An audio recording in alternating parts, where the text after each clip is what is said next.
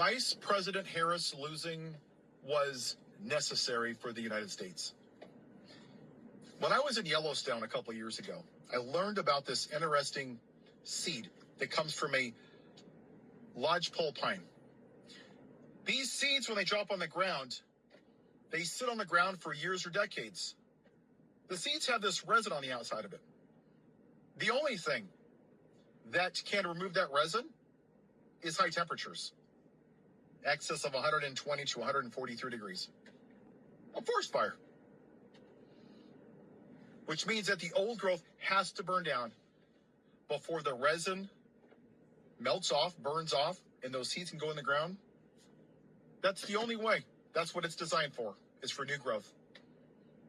That fire doesn't care if it's a tree, a picnic table, a tent, a person, a child, a dog, a cat, a reindeer. Doesn't care.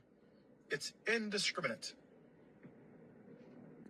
That resin is white supremacy in this country.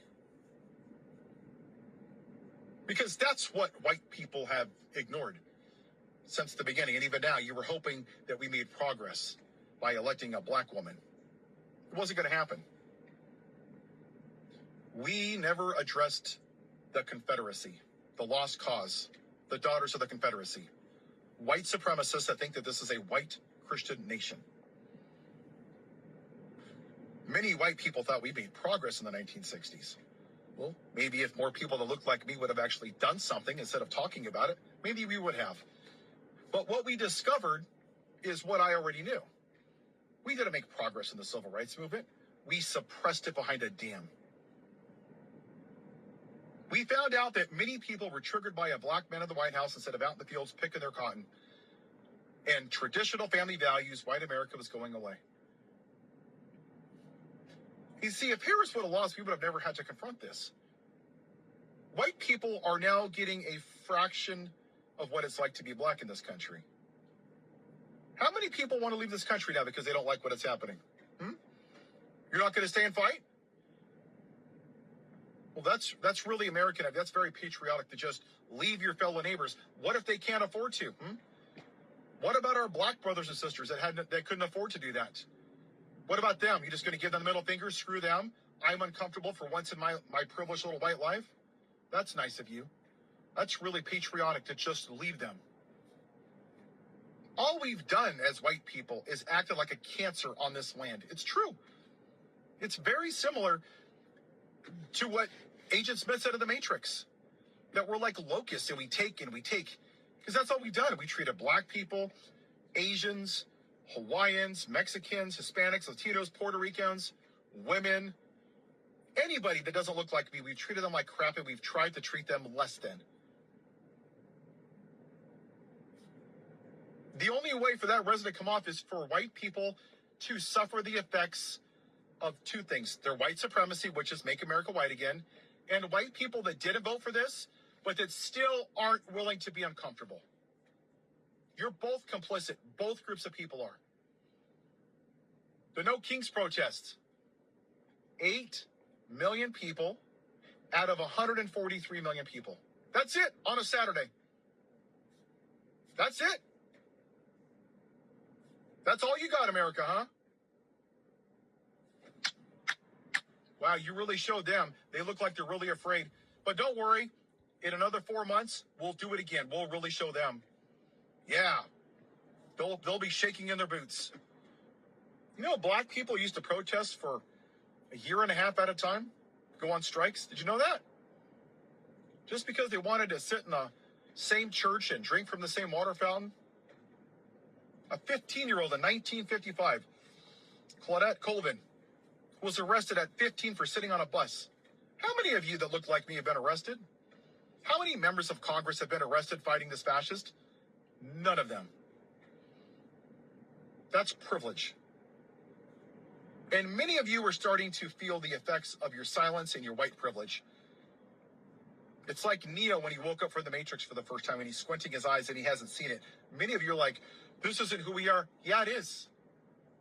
This is who we've always been.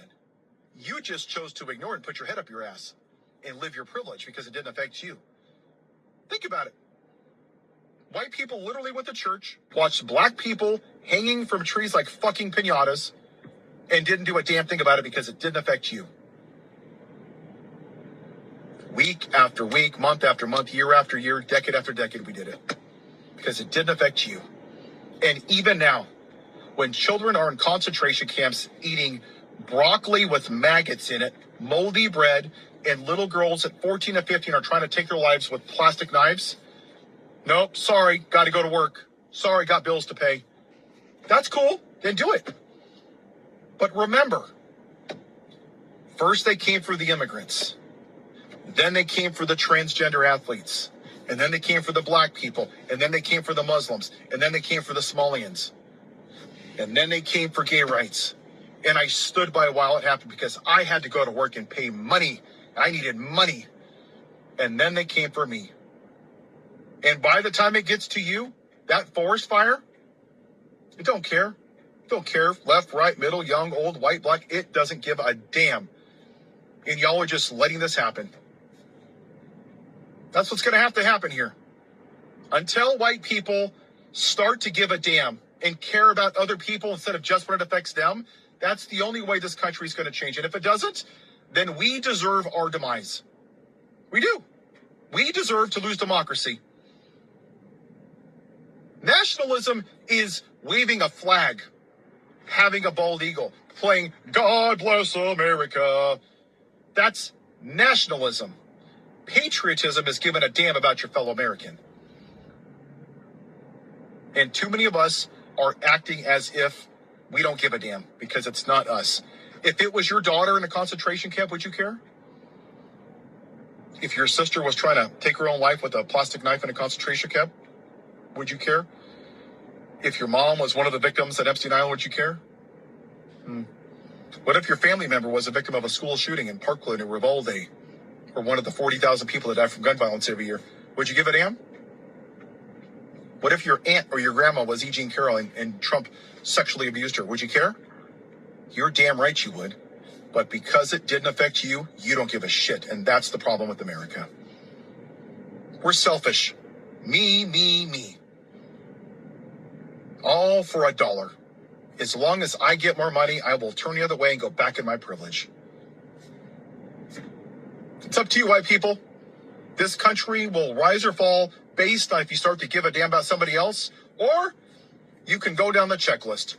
First the immigrants, then the Somalians, then the transgender athletes, so to come all the way down to you, and there's going to be nobody left. Then you're going to get what you asked for. It was necessary that Vice President Harris lost, and I think she knows that.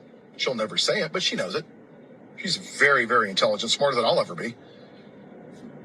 But it has to be my demographic that has this conversation because we're the ones that have privileged off the suffering of other people. Immigrants built this country. Black people built this country. White people have done nothing except take. And it's about damn time that stops.